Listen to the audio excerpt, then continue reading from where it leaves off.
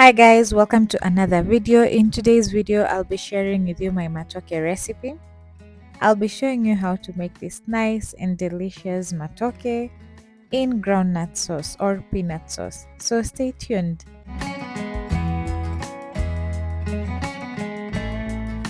I first start by making my own brine or my saline solution, which is just lots of salt in my water. Then I just stir it well so that it's well diluted or well incorporated. The second step is to prepare my hands. I just use oil. I used coconut oil, which is my primary cooking oil. You can use any oil you prefer. Then I'll also line the knife that I'm going to use. Almost forgot. This one is very important. Like, it's a hack. Then this is how I peel the bananas or the matoke.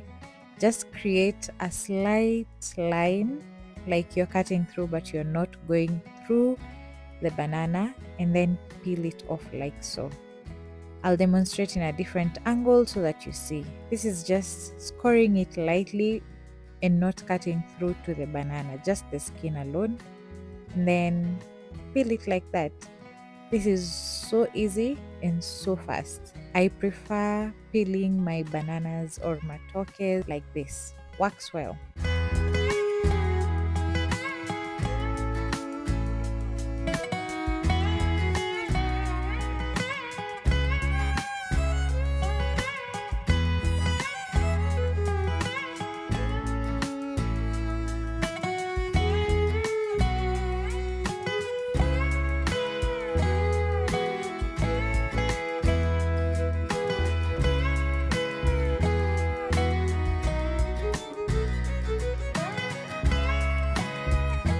Now, the beauty about prepping is that my hands are still clean. Just look at that, save for my thumb because of wear and tear.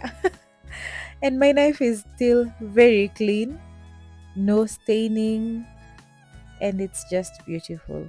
As you can see, most of the bananas are still okay. Oxidation is very minimal, isolated for a few bananas, which is easy to resolve. It's just beautiful. Let's clean up and start cooking. Now, this is a very simple recipe with simple ingredients, just onions, pepper, and tomatoes. Just that. And matoke, of course. So we're going to use two pots, one for the matoke, one for the groundnut sauce. I'll start by adding my coconut oil on both pans, then go with the onions. Now, for those who do not like it when you add a little oil, this is just to fry the onions, just that, and you can see it's just almost negligible, and that's what I love. Now we're going to cook the onions until they're translucent. I don't want them to be golden brown or anything like that, just translucent will be fine. Now for the few pieces of banana that are oxidized, you can scrape off. It's not mandatory because the oxidation level is very minimal. You can easily ignore. But if you have OCD and you want all of them to look the same, though when it's cooked you won't notice because it's very, very light. Just scrape off like this and wash when you're about to put them in the sufuria, not prior, because you want them to continue sitting in this saline solution and control your oxidation.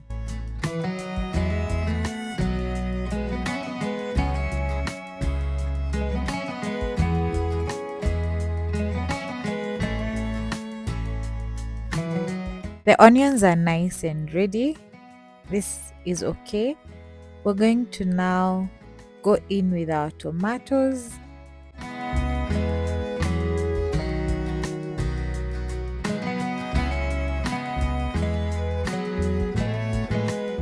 Add salt to your tomatoes, then give it a good stir and cover it, just to allow the tomatoes to cook a little bit better. I'll do the same for the groundnut sauce. I'll just add in a little bit of tomatoes. I used one tomato for this. and a little bit of salt for flavor. Then just cover it. Now, while the tomatoes are cooking, let's prep the ground peanuts. These are raw. I'll take 2 cups of ground peanuts, add 1.5 cups of water, then just mix it. I am making a paste because of the huge chunks that you can see. I want the peanut sauce to be very smooth. So just take your time and prep this like this. Just make a paste and everything will cook nicely without huge lumps. After a few minutes, we'll give the tomatoes a good stir before we add the paste. Then after adding the paste, just dilute another cup of water and add another cup. So in total, we are going to use 2 cups of ground peanuts and 4 cups of water.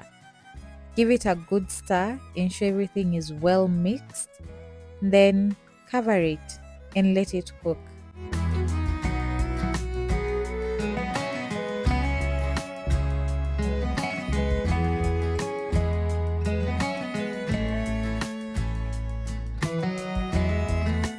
Now back to the matoke. The tomatoes are now nice and ready. Don't stress about the tomatoes because they're still going to cook further with the matoke. Add in your matoke and give it a good stir so that everything is well combined and blended. I got this tip from my mom, so it's just a habit I have. You don't have to give it a good stir, but it's good practice. Good practice.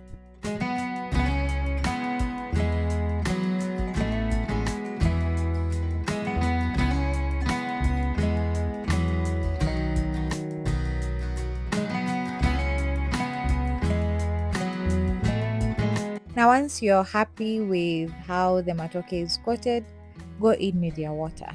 Now, the water bit is usually tricky, but I usually add it until the matoke is fully covered. But since I'm still going to cook it further, I've added some pepper just to develop more flavor as it boils and cover it. Now, look at this peanut sauce. It has thickened up nicely. I'm happy with this. I'll just give it a good stir to loosen up the edges, have everything combined again, then cover it.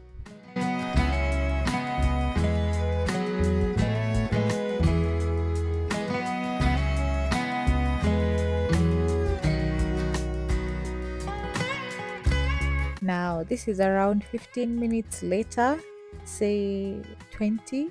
Look at that. The oils have beautifully separated and I'll still continue cooking it. But this is just pure happiness. Very, very beautiful.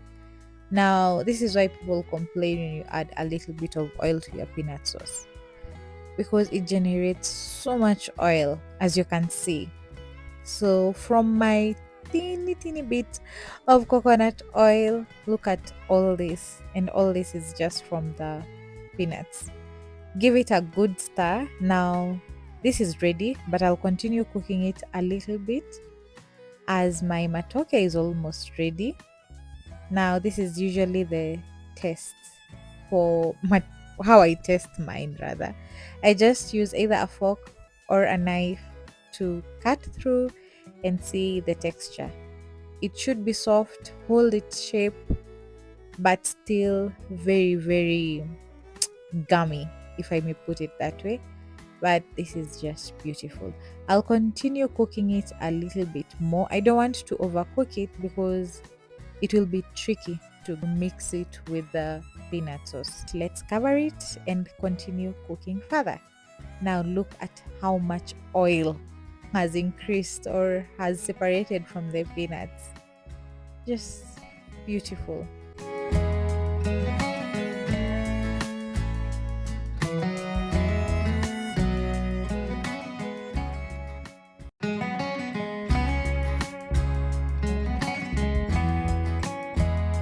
I'll set aside a little bit of the peanut sauce that I've made today because I've made a lot in my opinion or for my use.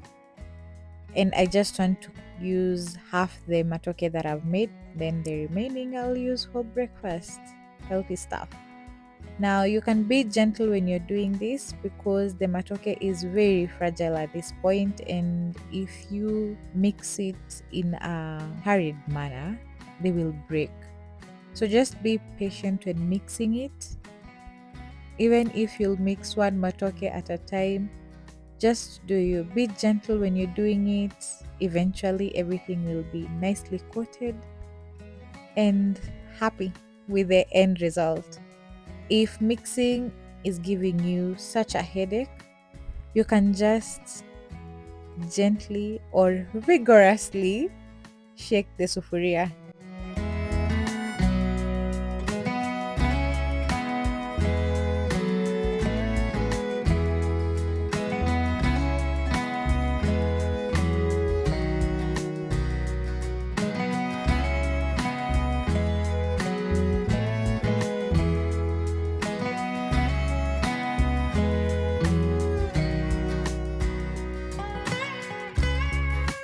Like so.